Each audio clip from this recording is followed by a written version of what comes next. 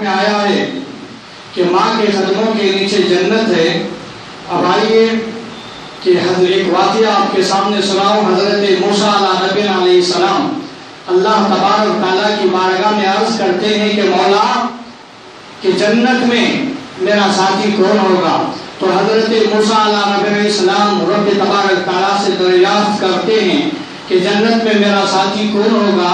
تو اللہ تبارک و تعالیٰ حضرت موسیٰ علیہ السلام کو حکم دیتا ہے کہ جنت میں فلاں گاؤں فلاں محلے میں ایک قصاب ہے، وہ آپ کا جنت میں ساتھی ہوگا۔ تو اب حضرت موسیٰ علیہ السلام اس گاؤں جاتے ہیں اور اس محلے میں جاتے ہیں تو دیکھتے ہیں کہ وہ قصاب ہے جو حضرت موسیٰ علیہ السلام کے ساتھ جنت میں ساتھی بننے والا ہے۔ اب حضرت موسیٰ علیہ السلام اس قصاب کے دکان پر بڑھتے ہیں، صبح سے شام تک بڑھتے ہیں، مگر اس قصاب کے عمل کوئی ایسا نظر نہیں آیا جس کی وجہ سے حضرت موسیٰ علیہ السلام کے ساتھ وہ جنت میں رہیں۔ لیکن شام ہو گئی، حضرت موسیٰ علیہ السلام اس سے کہتے ہیں کہ میں آج تیرے گھر مہمان بننا چاہتا ہوں۔ اللہ اکبر کبیرہ۔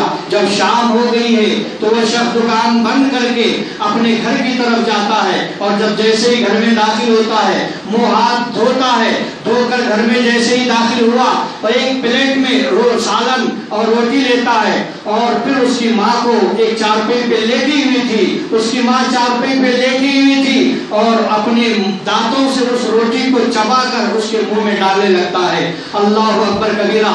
حضرت موسیٰ علیہ السلام اس عمل کو دیکھتے ہیں۔ ہوتا یہ ہے کہ جب وہ قصاب اس اپنے دانتوں سے روٹی کو چبا کر اس کے منہ میں ڈالتا گیا، اب کھانے سے فارغ ہو گئی، اس کے منہ کو پوچھتا ہے، اور پوچھنے کے بعد پھر اس کو چارپائی پہ لٹا دیتا ہے۔ اتنے میں اس کے ماں کے لب ہوٹ ہل رہے تھے۔ اب حضرت موسیٰ علیہ السلام اس ماں کے ہونٹوں کے قریب اپنے کانوں کو لے جاتے ہیں تو کیا دعا کرتی ہے کہ اے پروردگار، اے رب العالمین، یہ میرا لڑکا مجھے پیٹ بھر کر کھانا کھلا رہا ہے اور صاف ستھرا مجھے رکھ رہا ہے، میری خدمت کر رہا ہے۔ اے اللہ، میری آرزو یہی ہے کہ جب اسے جنت میں عطا کر تو موسیٰ علیہ السلام کے ساتھ انہیں ساتھی بنا دے۔ اللہ اکبر۔ حضرت موسیٰ علیہ السلام اس کے اپنے کانوں کو اس کے ہونٹوں کے قریب سے ہٹاتے ہیں، سمجھ جاتے ہیں اس کا تو عمل کوئی ایسا نہیں ہے کہ جنت میں میرا ساتھی بنے، اس کا عمل صرف اور صرف اس کی ماں کی خدمت ہے جس کی وجہ سے یہ میرا ساتھی بن رہا ہے۔ تو میرے محترم بزرگوں اور دوستو، پتہ یہ چلا، معلوم یہ ہوا، یقیناً دوستو، ماں باپ کی خدمت کرنے سے ہمیں جنت عطا ہوتی ہے۔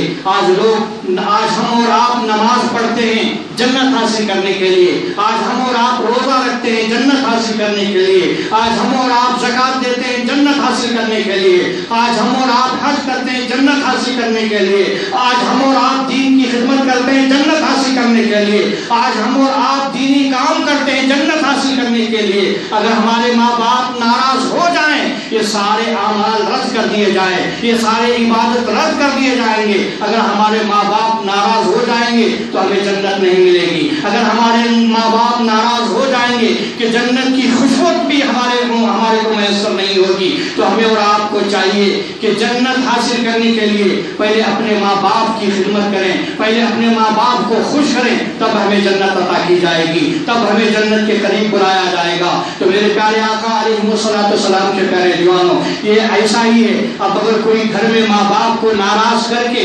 نمازیں پڑھتا ہو، اب اگر کوئی ماں باپ کو ناراض کر کے عبادتیں کرتا ہو، اب اگر کوئی ماں باپ کو ناراض کر کے نیک کام کرتا ہے، تو وہ شخص ایسا ہی ہے جیسا کہ ایک شخص اگر بمبئی جا رہا ہو، اس کے پاس اگر ایک ہیرا ہو، اب ہیرا ہے، وہ بمبئی جا رہا ہے، لیکن چور کو پتا چلا کہ یہ شخص کے پاس بہت بڑا قیمتی ہیرا ہے اور یہ بمبئی سفر کر رہا ہے۔ چور اس کے قریب آتا ہے، ہیرے والے کے قریب آتا ہے، آ کر پوچھتا ہے آپ کو کہاں جانا ہے؟ وہ کہتا ہے مجھے بمبئی جانا ہے۔ تو چور کہتا ہے بھائی مجھ کو بھی بمبئی جانا ہے۔ یہ اس دور کا واقعہ ہے کہ جس دور میں گاڑی اور موٹر سائیکل نہیں تھی، اس دور میں گھوڑوں پر سوار ہو کر جایا کرتے تھے۔ اب چور اس ہیرے हीरे वाले के साथ हो गया।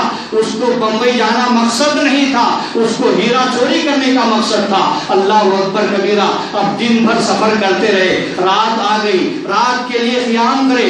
चोर एक प्लान बनाता है, आप ऐसा कीजिए, आपके पास भी तो हीरा है, मेरे पास भी तो कुछ पैसे है, आप ऐसा कीजिए कि आधी रात आप सो जाइए, आधी रात मैं जागूंगा, और जब मैं सो जाऊंगा तो आधी रात आप जागते रहना। इसलिए कि चोर ये प्लान बनाया हुआ था, जब ये सो जाएगा तो मैं अपना काम करके वापिस चला जाऊंगा।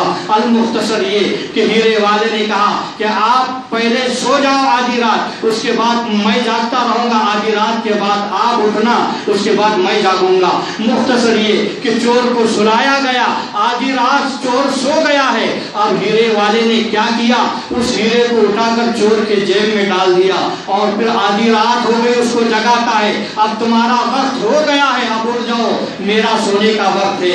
अल्लाह अकबर कबीरा। वो हीरे वाला जब सो जाता है, चोर सारी रात उसके जेब को टटोलता है, उसके बैग को टटोलता है, जहां पर वो लेटा हुआ है सारे जगह को टटोलने लगता है, लेकिन उसको हीरा नसीब नहीं होता, उसको हीरा नसीब नहीं होता। वो हीरे को टटोलता है मगर हीरा उसे नहीं मिल पाता।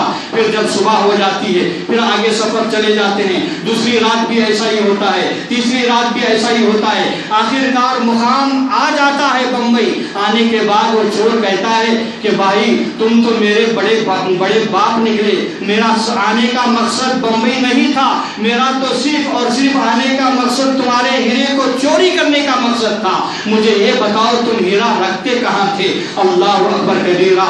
उस हीरे वाले ने कितना बेहतरीन जवाब दिया है। वो हीरे वाला कहता है, ये चोर सुन ले, ये हीरा तो तुझसे करीब था मगर तू उस हीरे से दूर था। तो ऐसे ही मेरे मोहतरम बुजुर्गों और दोस्तों, हम और आप जन्नत के तालिब तलबगार हैं। हम और आप जन्नत में दाखिल होने के लिए क्या कुछ नेकियां करते हैं। हम और आप जन्नत हासिल करने के लिए इबादतें करते हैं। हम और आप जन्नत हासिल करने के लिए नमाजें पढ़ते हैं। हम और आप जन्नत हासिल करने के लिए रोजे ज़कात देते हैं। हम और आप जन्नत हासिल करने के लिए हज और इबादत करते हैं। लेकिन दोस्तों, उनका भी हाल यही है।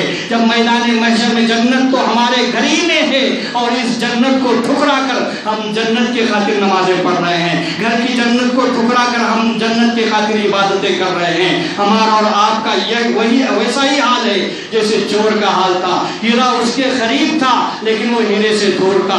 मेरे मोहतरम बुजुर्गों दोस्तों, जन्नत हमारे करीब है, हम उस जन्नत से हम दूर हैं। जन्नत हमारे माँ बाप के कदमों में जन्नत रखी गई है। इसलिए मेरे आका फरमाते हैं, अल जन्नतु तहता अक़दामिल उम्मती, माँ के कदमों के नीचे जन्नत है। अल्लाह अकबर कबीरा। मेरे मोहतरम बुजुर्गों और दोस्तों, हदीसों में आया है, बुजुर्गाने दीन हदीसों में आया है, उलमाए किराम अपनी किताबों में लिखते हैं, अब अगर कोई शख्स नवाफिल नमाज के लिए खड़े हो जाए, कोई नफिल नमाज पढ़ रहा हो, रकात बांध चुका हो, ऐसी आलम में अगर माँ पुकारे तो हुक्म और शरीयत में हुक्म है कि नफिल नमाज को तोड़कर माँ की खिदमत में हाजिर हो जाया जाए। तो ये है माँ का मुकाम, ये है माँ बाप का मुकाम। जो मेरे मोहतरम बुजुर्गों और दोस्तों, और मैं एक और वाक़या, हज़रत बायज़ीद बुस्तामी रहमतुल्लाह तआला अलैह, आप